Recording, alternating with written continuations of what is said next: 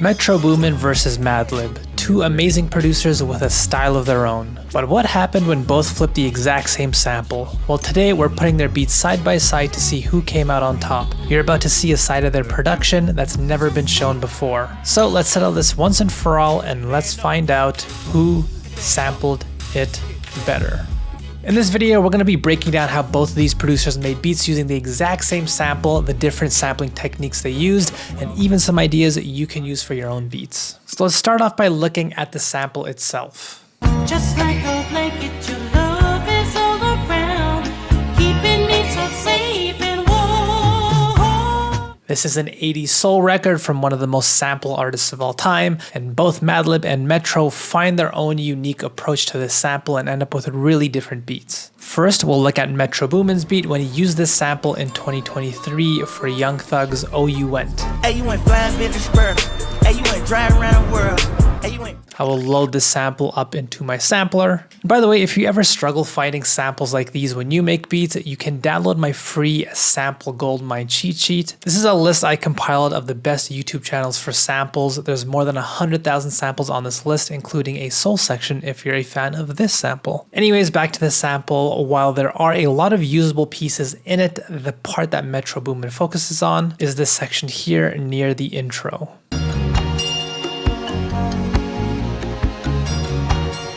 This is a good part of the sample to use. It feels open and the drums are minimal, but there is a problem with this sample that I will show you soon. But first, what Metro does is he starts by pitching the sample up 4 semitones.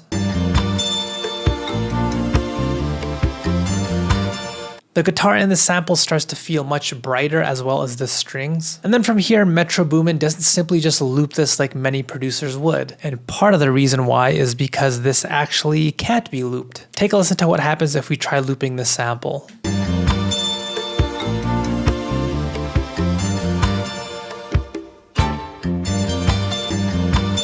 And this is the problem of the sample that I was talking about. It isn't a perfect 4/4 loop, it ends early. And this might be a problem that you run into where your sample doesn't loop around perfectly either. So let's take a look at how Metro Boomin solves this problem. As you can see, what he does is he finds an extra chop from the sample and he uses it to extend this idea to fit perfectly.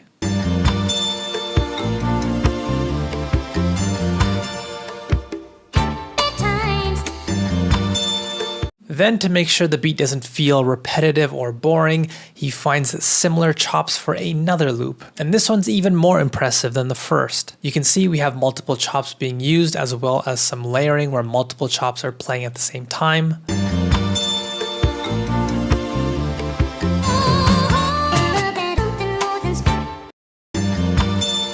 Now, as you might have noticed, this sounds a bit rough, and it's because this sample's layers are fighting with each other, especially during this section when the multiple chops are being played at once. And so to clean this up, as well as make space for the eventual low end and drums that will eventually get added, we will simply EQ the low end out as well as a bit of the high end, all to get rid of the drums as best we can from the sample. Now, in case you're thinking that this is pointless, especially when we can just simply use stem splitting like this,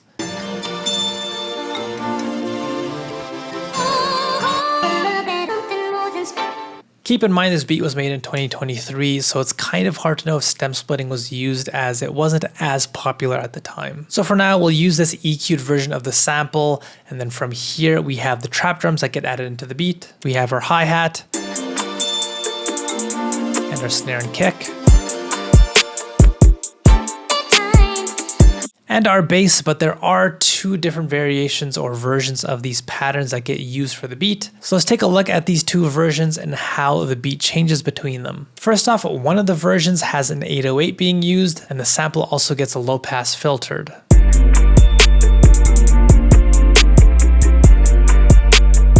But as you can hear, this version of the beat sounds much more empty, and so to fill up all this empty space, an organ is used,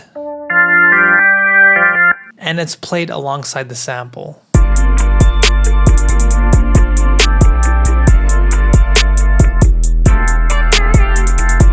And if you struggle to put patterns together with your samples, I would highly recommend giving my plugin Note Grabber a try. By just seeing what notes exist in your sample, creating patterns won't be a guessing game. And if you download that sample cheat sheet that I mentioned, you can actually get a free trial to Note Grabber. From here, a second version of the beat is built where we no longer have that filter on the sample. But since we have much more high-end presence now, the hi-hats get muted and an alternate version of the bass is also used.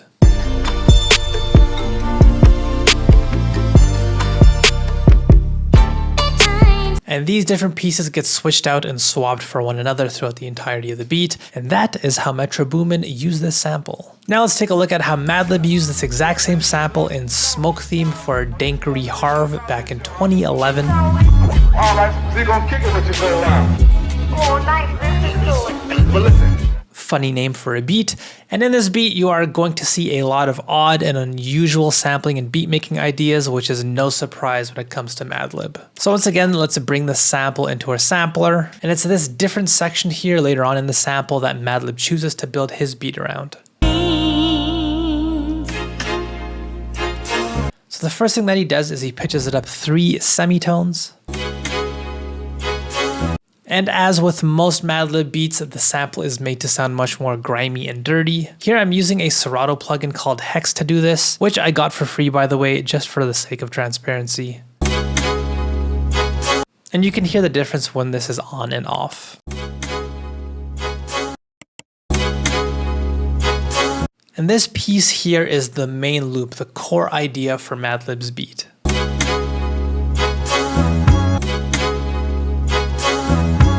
But as you heard, this also sounds kind of rough, largely because this doesn't loop around cleanly either. So we see Madlib introducing chops from other sections of the sample as well.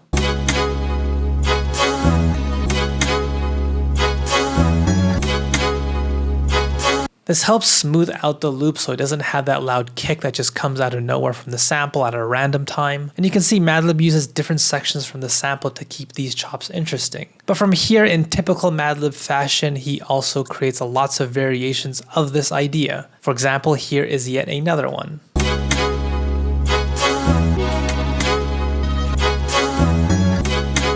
And I don't think it's a coincidence that in the actual song, we hear J Dilla ad-libs all over it. This is a similar technique that Dilla used all over Donuts of swapping chops in and out while the core loop plays underneath. And as unusual as this technique may seem, things get even weirder. Take a look at what the drum pattern's doing. Yes, the kicks as well as the hi-hats are sloppy, but what I find especially odd is the clap placement. As you know, claps typically go on the second and fourth beat like so, but Madlib decides to use this unconventional drum pattern idea, where the claps actually hit earlier in this unusual position here.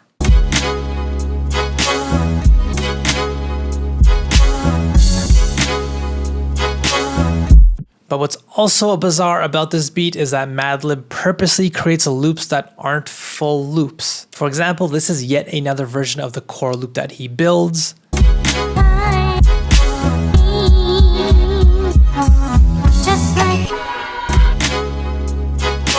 And as you can see, it isn't a perfect 2 or 4 bars. This is a 2 7/16 bar long idea. And as you can also see, this results in the loop getting completely off grid if we were to use a traditional DAW. Madlib's beats are just always full of unconventional, strange ideas like this, yet he's always able to make the beat ideas work.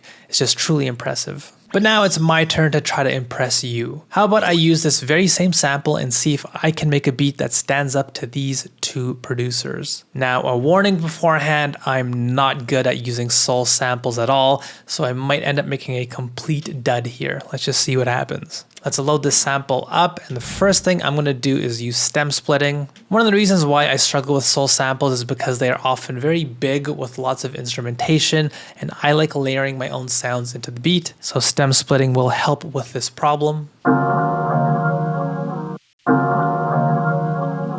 I like how this chord here sounds, so let's slow this sample way down and pitch it down as well.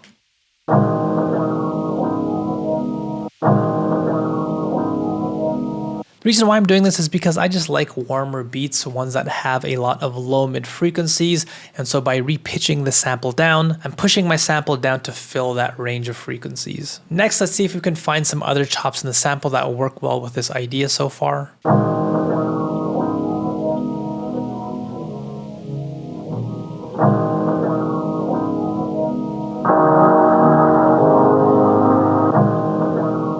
Now, while I like where this is going so far, you may have noticed that this doesn't sound particularly interesting musically speaking, but that's actually kind of what I want. Like I mentioned, I like introducing my own layers and ideas into my beats. And so by building a loop with this sample that is musically simple, it gives me a lot of opportunity to build what I want using my own sounds. So from here, I will try my best to build something that works with this pattern. I'll grab this electric piano preset here.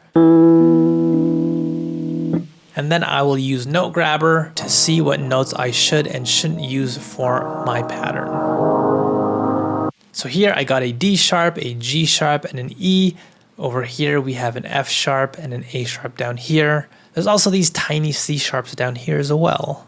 And so by knowing these are the notes in my sample, I can more easily create a pattern that works with my sample.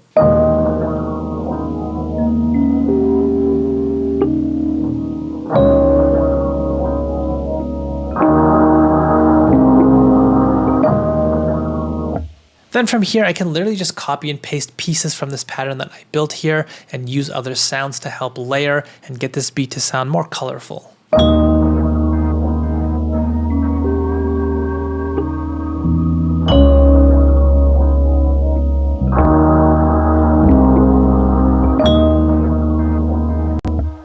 So all the musical ideas here are sounding good to me. Let's finish up with some drums. Lately, I've been getting really annoyed with my own beats and how frequently I just default to boom bap drums. So let me push myself to do something a bit different here. Instead of hi-hats, I'm going to use these rims and create an almost musically rhythmic pattern.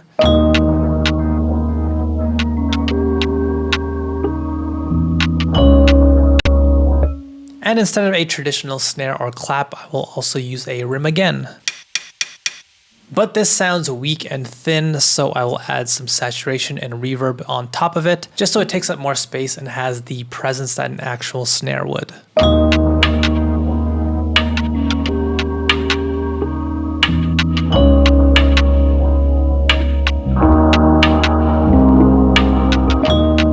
Also notice I'm using this at an octave lower at C4. You can hear if I played it at its natural pitch, it sounds thin and wimpy. Just an idea that you can keep in mind when you're using percussive sounds as your drums as well. Then from here, I will add some more rhythmic elements to fill up more space in this beat, and my beat is complete.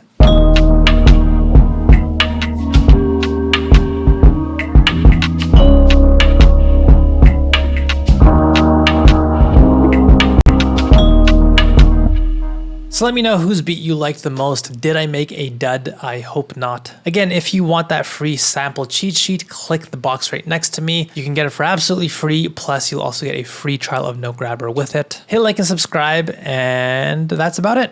I'll see you next time. Bye bye.